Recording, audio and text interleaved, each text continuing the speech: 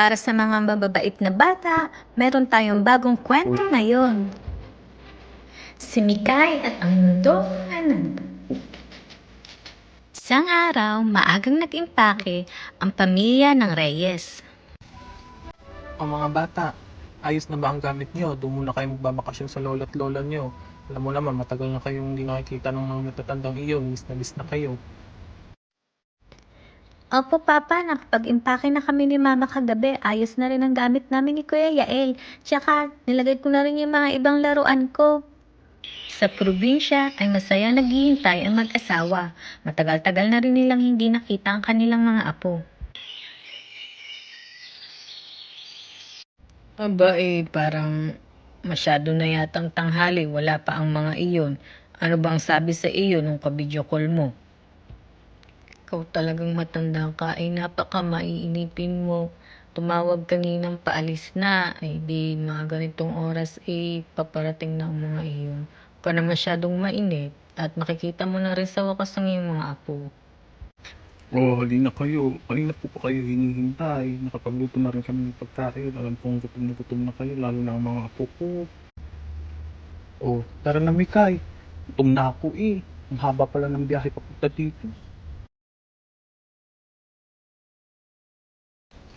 Oh, inay, kayo nang bahala sa mga bata.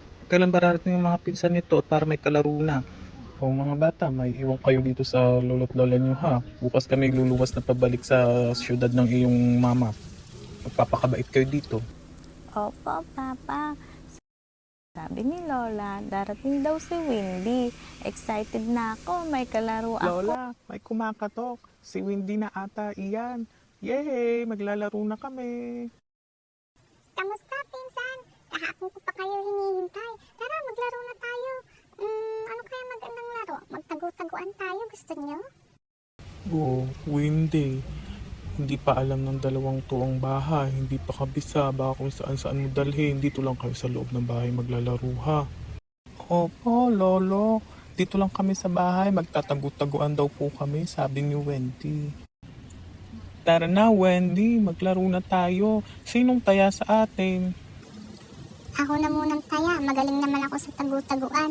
Tago kayo, pero sabi ni Lola, dito lang daw sa loob ng bahay, ha? Tago-taguan, maliwanag ang buwan.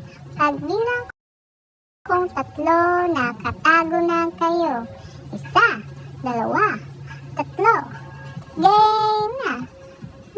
Saan kaya sila nagtago? Aha!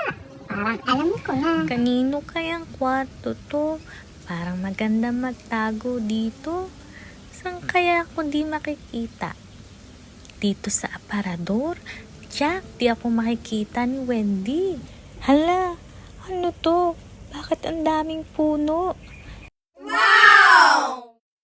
Wow! Ang ganda naman dito. Hi bata, ang ganda 'di ba? Ito ang mundo ng Ananda. Bago ka lang dito ano? Huwag kang matakot, maganda dito. Gusto mo ipasyal kita? Tsaka dun sa bahay ko maraming pagkain. Alam ko gutom ka. Tara, sama ka sa akin. Nasaan ako? Tsaka, ano ka? Kalahating tao, kalahating kambing? Huwag kang matakot bata. Ano nga palang pangalan mo? Ako nga pala si Gordon. Huwag kang mag-alala, ligtas ka dito. Tara, sama ka sa akin. Tsaka, di ka naman maliligaw. Taga dito ako. Ako si Mikay, pero pakaramdam naliligaw yata ako. Nagtagu-taguan lang kami. Nasa aparador lang ako kanina. Paglabas ko, dito na ako sa gubat. Huwag ka mag-alala, Mikay. Tara sa bahay namin. Maraming pagkain doon. Namitas ako kanina ng sariwang prutas. Ano nga pala gusto mong pagkain? Alam ko mga pagkain ng tao, yung burger. Meron na ako nakahanda doon. Kakainin mo na lang. Tsaka wala kang kaagaw. Wow, ang daming pagkain. Talaga, para sa akin to. Salamat, Gordo. Oo, Mikay. Para sa'yo lahat yan. Kumain ka ng kumain. Ikaw ang bago kong kaibigan. Kaya kumain ka lang ng kumain, ha? Wow, Gordo, lahat ng pagkain sinabi ko sa'yo kanina sa daan na gusto ko nandito. Namiss ko tong donut. Sarap. Makalipas ang maraming oras.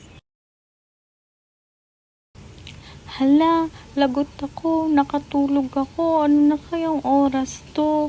Lagot ako, hinahanap na ako ni Lola at Lolo. Gordo, umiiyak ka ba? Bakit ka umiiyak? Anong problema? Kaibigan mo ko, diba? Pwede mo sabihin sa akin. Umiiyak ako kasi napakasama ko, napakabait mong bata pero sinamantala ko. Ang totoo, Mikay, masama ako. Dinala kita rito para patulugin kasi utos ng masamang reyna na kung sino mang maliligaw ditong tao sa Ananda ay dalhin sa kanya. Binalakit ang dalhin. Pero dahil napakabait mo, hindi ko kaya. Kaya umalis ka na dito, Mikay. Tumakas ka na habang may panahon pa. Humingi na rin ako ng tulong sa kaibigan kong Twinkle at Tweety. Gagabayan ka nila patungo sa pagdaan pabalik sa iyong mundo. Salamat. Aalis na ako. Pero tandaan mo, hindi ka masama. Napakabuti mo sa akin. Isa kang tunay na kaibigan. Hi, Mikay! Ako nga pala si Twinkle at siya naman si Tweety. Kami kaibigan ni Gordon. At yung kaibigan ni Gordon ay kaibigan na rin namin. Humingi siya ng tulong para tulungan ka makalabas dito sa Ananda. Pagpasensyahan mo na kami. Wala na kasi kami bawas sabihin. Pero nanganganib ang buhay namin dito. Hindi ka para dito. Bumalik ka na sa mundo niyo, Mikay. Yay! Nakabalik na ako. Boom! Mikay! Kaya! Yay! Nakita ko agad si Mikay! Ang bilis kitang nakita! Ha? Anong ang bilis? Nakatulog na nga ako. Papagalitan na nga ako ni Lola. Ngayon lang ako nakabalik. Diyan sa loob ng cabinet, daanan papunta sa mundo ng Ananda. Ay naku, Mikay! Tama na nga yan! Ayaw mo lang maging taya eh! Labas na! Taya na si Mikay! Kung ano-anong sinasabi! Bakit kaya ayaw nilang maniwala? Bukas, babalik ulit ako doon. Gusto ko makita si Gordo. Napakabait niyang kaibigan. O mga bata, ano kaya ang susunod na mangyayari kay Mikay sa pagbalik niya sa mundo ng Ananda? Abangan ang susunod!